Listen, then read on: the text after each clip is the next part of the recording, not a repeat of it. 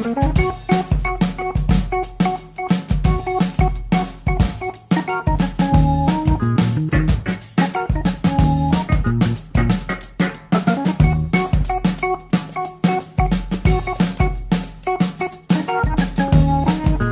tal? ¿Cómo les va? Esta es una nueva semana de Fórum Jurídico Fiscal, el programa tributario por excelencia que se emite a través de Argentinísima Satelital y todas sus repetidoras a lo largo y a lo ancho del país. Saben ustedes también que nos pueden seguir hasta a través de las redes sociales, en nuestro sitio web exclusivo forumjuridicofiscal.com.ar, y la última novedad muy reciente, la nueva app de Fórum Jurídico Fiscal disponible para tablets, para teléfonos, para todos los dispositivos móviles. La pueden bajar a través del sistema Android o a través del sistema Apple y pueden disfrutar de los programas y de las últimas noticias en el momento mismo en que publicamos la información. Así que es muy importante la nueva app de Fórum Jurídico Fiscal.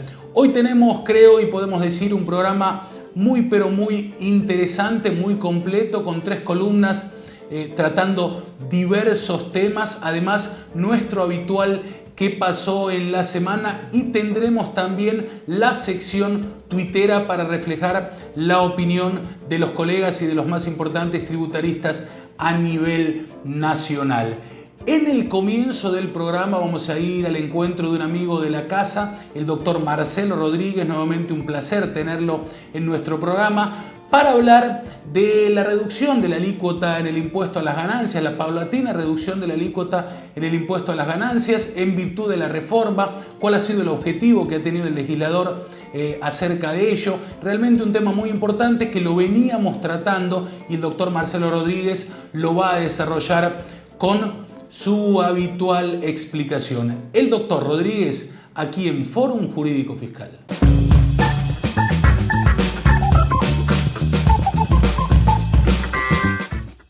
Uno de los aspectos más relevantes a tener en cuenta de la última reforma tributaria es el referido al objetivo que buscó el legislador en relación a promover la reinversión de las utilidades de las empresas a partir de la reducción del impuesto corporativo en forma paulatina del 35% vigente hasta el 2017 hasta el 25%, pasando por 2 años de sujeción a gravamen a la tasa del 30%. Ahora, evidentemente, más allá de tener en cuenta esto para las empresas, es importante también considerar que en el caso en que las mismas distribuyan dividendos a sus accionistas, evidentemente el impuesto que ahorraría la compañía estaría siendo tributado, en este caso, por estos individuos a partir de la distribución que la sociedad va a realizar. Evidentemente esto generó una modificación al artículo 46 de la ley en relación a que a partir de entonces los dividendos van a ser computables para los mismos, y también el artículo 18 del texto legal en relación a que el nacimiento del hecho imponible va a estar dado no ya por la puesta a disposición, sino por también cualquier efecto de pago o disposición de estos fondos por parte de la sociedad a sus accionistas. Bajo este contexto, la ley incorpora adicionalmente un artículo a continuación del 46 en el cual se refiere a cuáles son las inferencias de estos retiros de fondos gravables por el impuesto sobre los dividendos que podrían estar siendo inferidos como tal por el legislador y que el fisco, obviamente en el marco de un proceso fiscalizatorio, podría estar reclamando.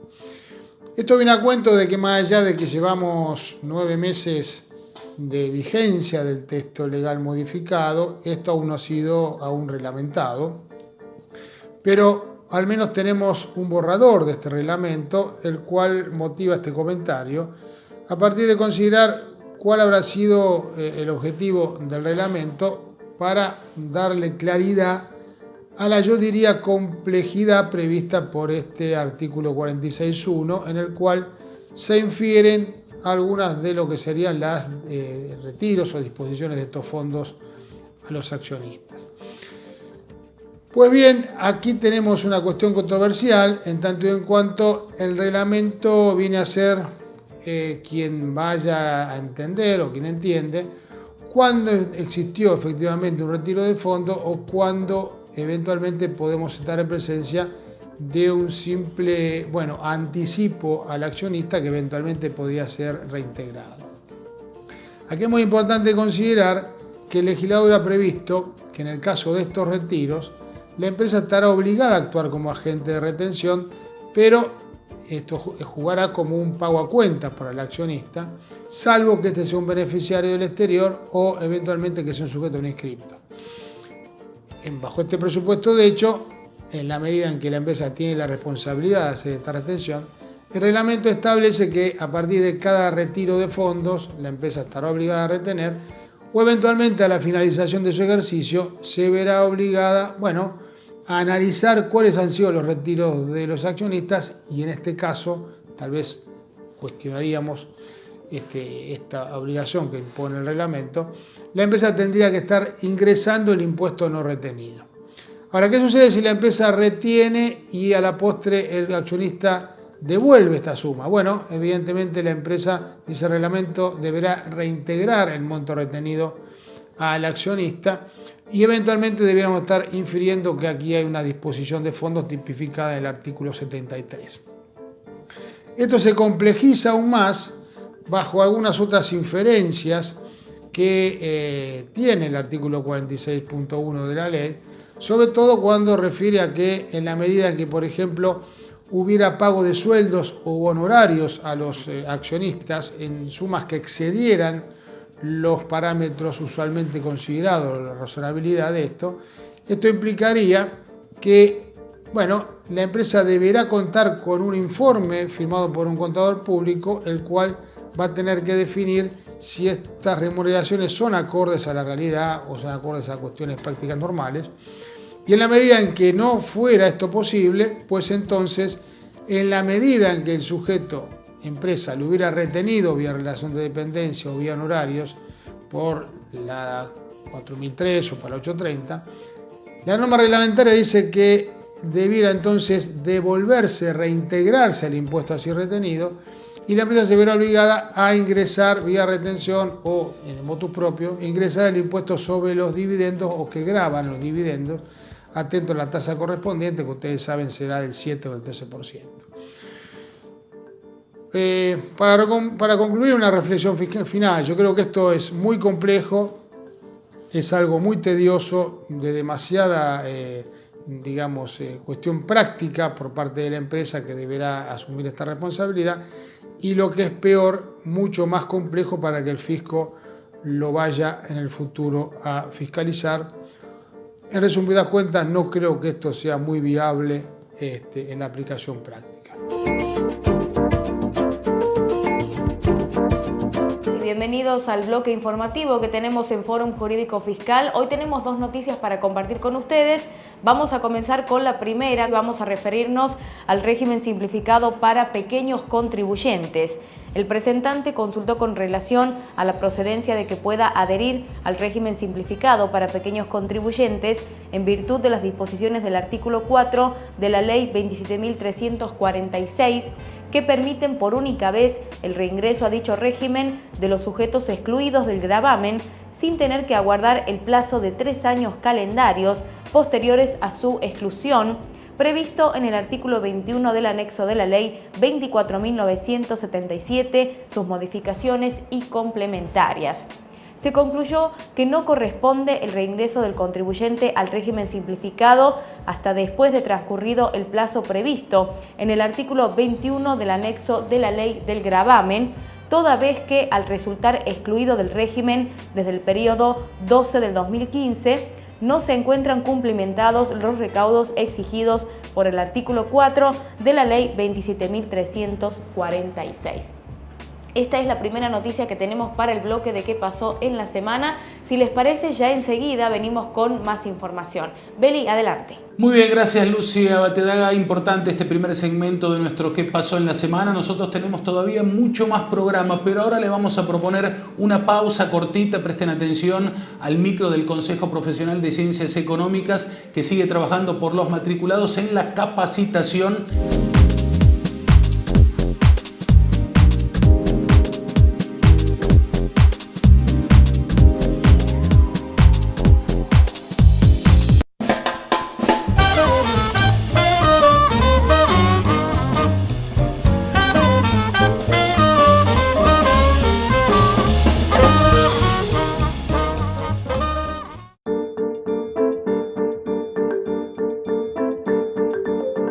Ustedes que nos pueden seguir también en las redes sociales, en nuestro sitio web exclusivo, forumjuridicofiscal.com.ar, y atentos, hay que bajar la app de Forum Jurídico Fiscal para tener las noticias más importantes en el momento adecuado. A través de la Apple Store o del Play Store de Android se puede acceder a nuestra aplicación y tener todas las novedades en el instante justo. Así que una gran noticia para nosotros, la aplicación para el teléfono de Forum Jurídico Fiscal. Muy bien, segundo bloque en Forum Jurídico Fiscal y nuestra esperada sección tuitera, @impuestos y equidad. Presten atención a lo que dijo el doctor César Litvin. El sistema tributario y laboral son como un martillo, pueden servir para construir o para destruir inversiones. Esto viene a colación de que actualmente en Chile se debate una reforma tributaria y los medios ya reflejan las posibles derivaciones. Me parece que el efecto de la reforma puede ser positivo. El mercado espera un boom de inversión por incentivos.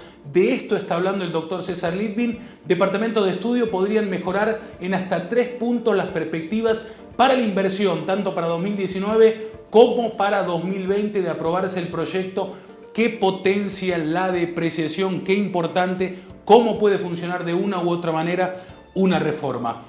Ahora, @estudios Ciancaglini, CISA, tema que hemos tratado en el programa y de muy buena forma. CISA, atentos, ¿están obligados los productores granaderos que producen maíz para su consumo? Atentos a que la Resolución General 4310 enuncia como obligados a los productores que realicen la producción y o comercialización de granos. Un Twitter también realmente muy importante. Pasó nuestra sección tuitera, también los amigos del estudio Ciancaglini, habitués aquí en esta sección. Vamos ahora al encuentro del doctor Ricardo Ferraro, una columna por él realizada, muy importante, lo vemos aquí en Forum Jurídico Fiscal.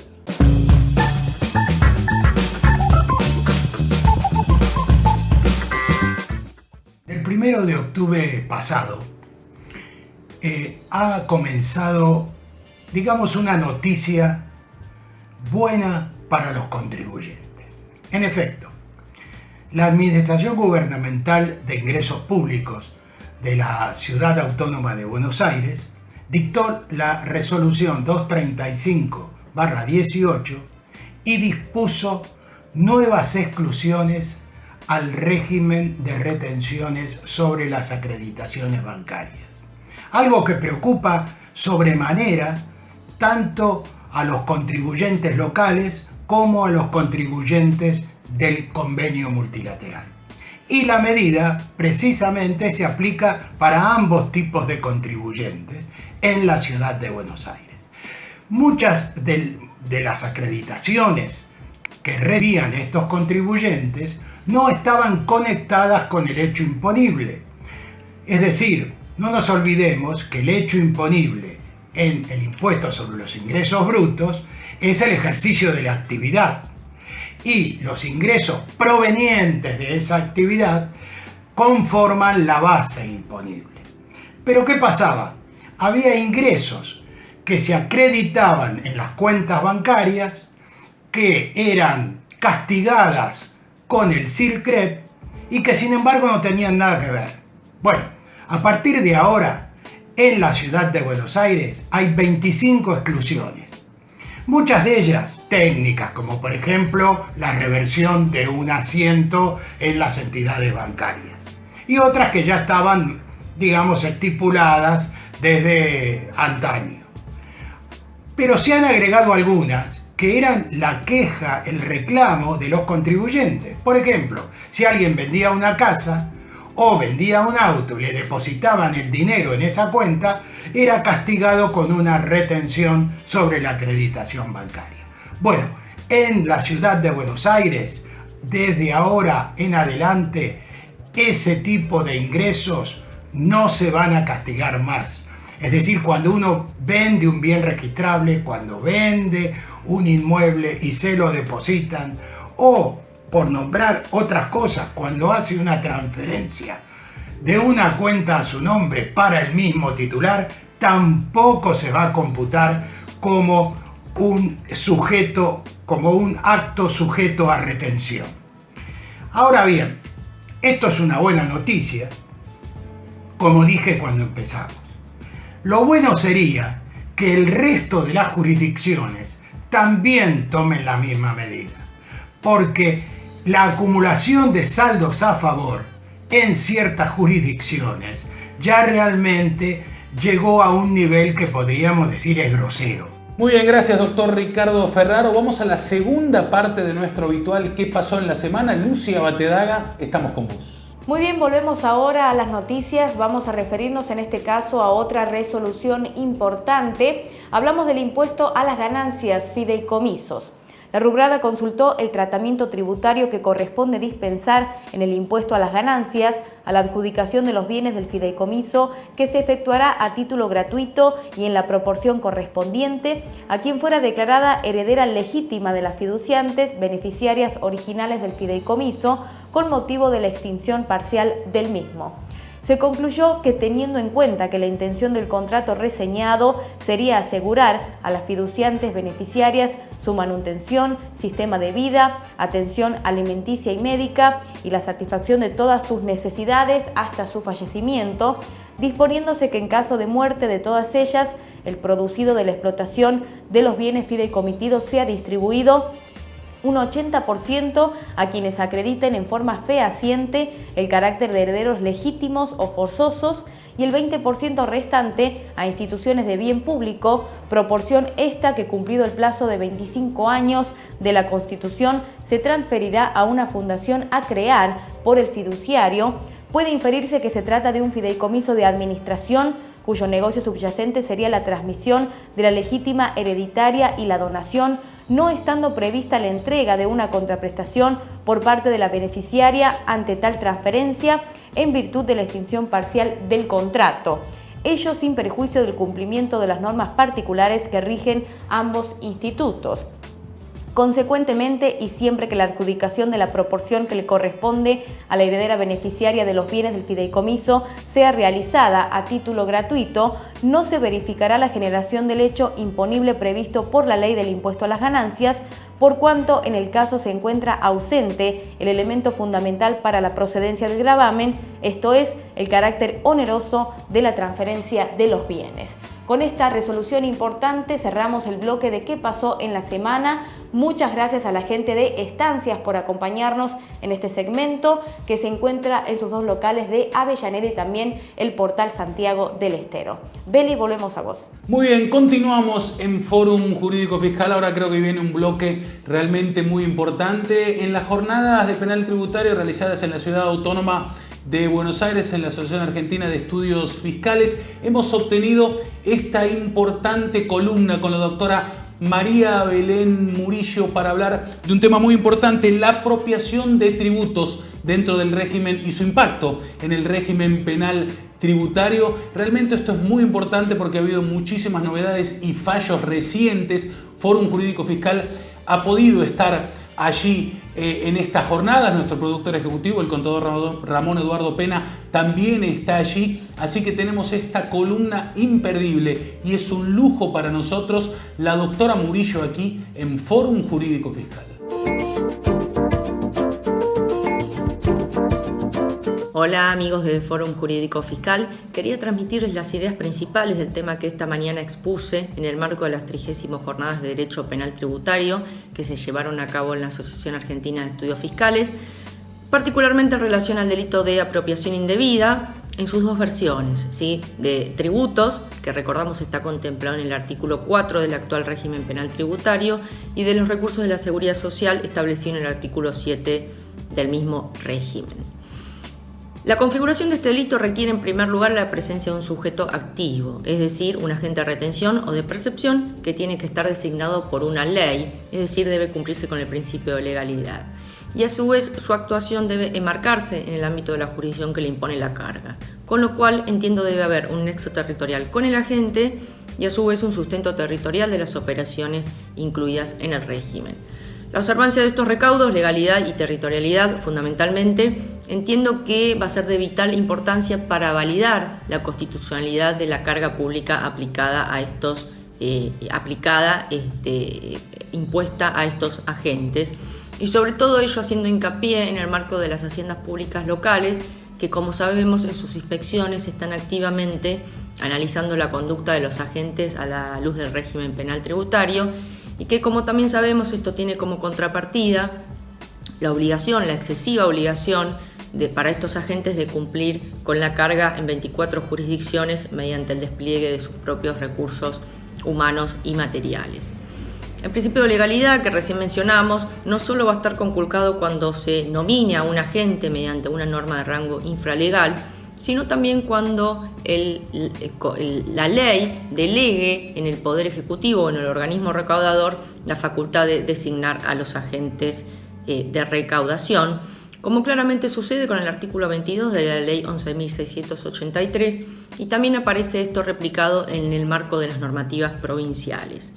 Y en este punto recordamos que en el año 1969 la Corte Suprema dictó un fallo en la causa Oliver, en el cual invalidó la aplicación de una pena a un agente de retención que había sido designado mediante una norma del organismo recaudador.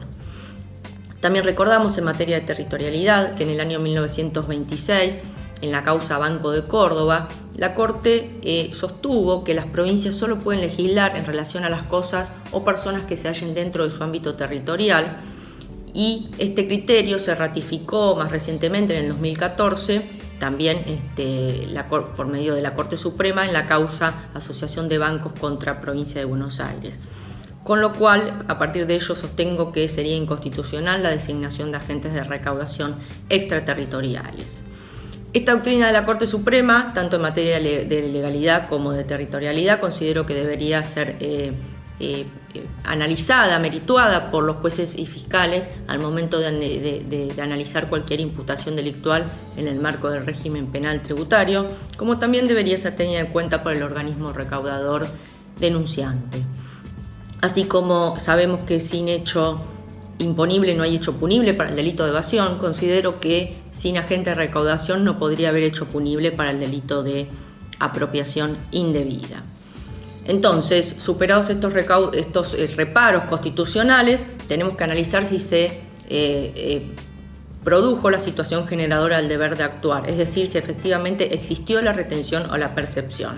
En el caso de las percepciones, hay que analizar si los fondos fueron efectivamente cobrados antes del vencimiento, mientras que para las retenciones habrá que evaluar en cada caso concreto si el agente tenía la disponibilidad del dinero al momento de realizarse la operación y hasta el momento que se produjo el vencimiento. ¿Y qué pasa en este punto con cuando la transacción se cancela mediante un cheque de pago diferido?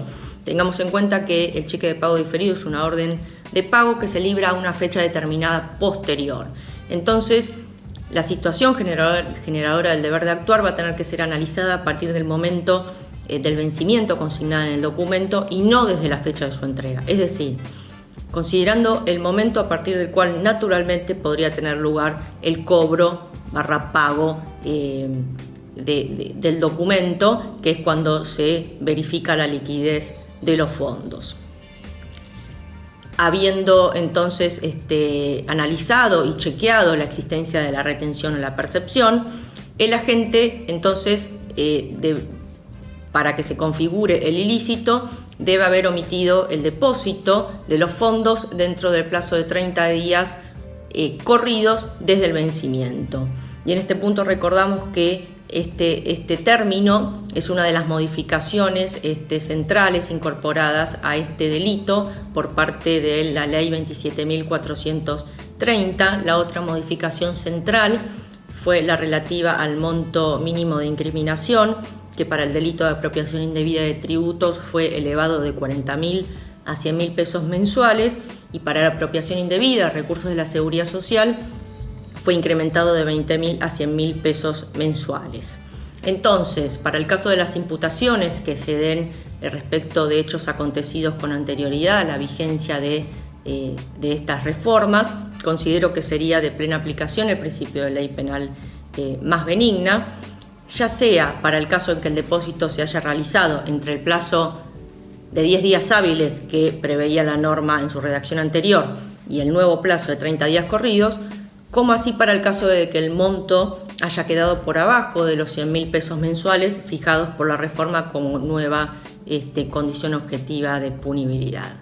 Y para terminar, me gustaría recordar que el delito de apropiación indebida no permite la salida del proceso por pago regulada en el artículo 16 del régimen penal tributario. Bueno, esto es todo. Les agradezco por invitarme a participar del programa y les mando un gran saludo. Muy bien, nos estamos despidiendo. Realmente un programa muy interesante y muy completo, con muchísima información. Nosotros lo vamos a esperar dentro de 7 días para hacer nuevamente esto que es Fórum Jurídico Fiscal. Chau y hasta la próxima.